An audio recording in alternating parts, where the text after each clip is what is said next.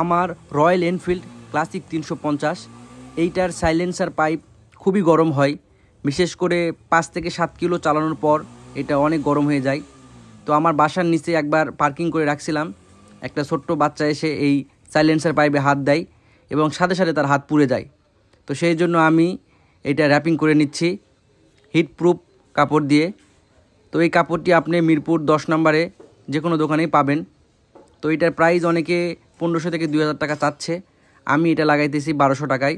এইটা লাগালে অনেকটাই সেফটি।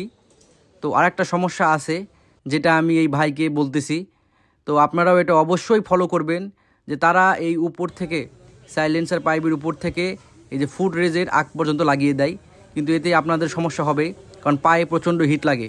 এই জন্য আমি তাকে বলেছি অবশ্যই এটা আপনার পায়ে যে পা রাখার যে এটা আছে এখান থেকে ভিতর পর্যন্ত লাগিয়ে নিতে হবে, তাহলে আপনার পায়ে আর হিট লাগবে না।